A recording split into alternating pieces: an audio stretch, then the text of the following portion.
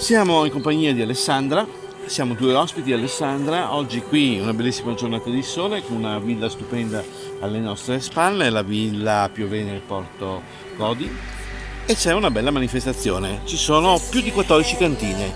14 cantine che Alessandra devono in qualche modo raccontare una storia di vino, di territorio, e c'è anche una parte food perché il territorio ha anche una bella parentesi culinaria, giusto?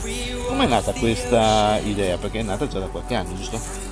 Allora, ciao a tutti, io sono Alessandra Piovene Portogadi e sono la proprietaria di questa cantina insieme a mio papà, mio fratello, la mia famiglia e la famiglia anche di mio zio, di miei cugini.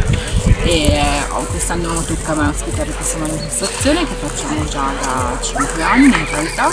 È nata con un'idea proprio di alcune amiche, tra cui ci sono io e ci sono delle produttrici dei colli ugani e anche dei colli belgi.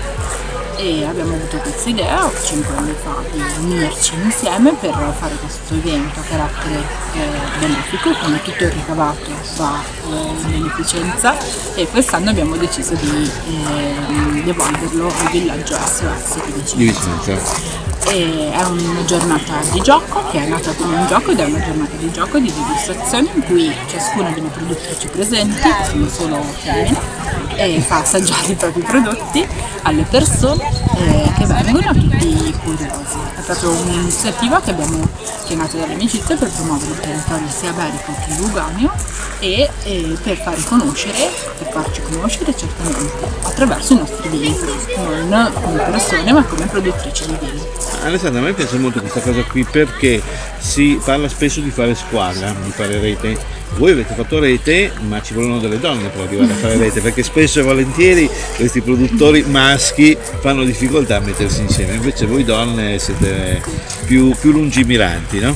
Sì, si tratta di un'iniziativa che è nata proprio dal basso, proprio da noi donne, è nata da Francesca Salvan prima di tutto e da un insieme di produttrici. All'inizio eravamo in 4, adesso siamo in 14 quest'anno, poi ci sono anche 2 ristoratrici. E è nata proprio appunto per fare rete, perché abbiamo capito che soltanto tra di noi, soltanto unendo le nostre forze, siamo in grado di far capire e di portare avanti il nostro territorio, soltanto unendo le forze sia dei colli bellici che dei colli ugani. Non ci vogliamo fare la lotta perché l'unico modo per crescere è quello di collaborare insieme.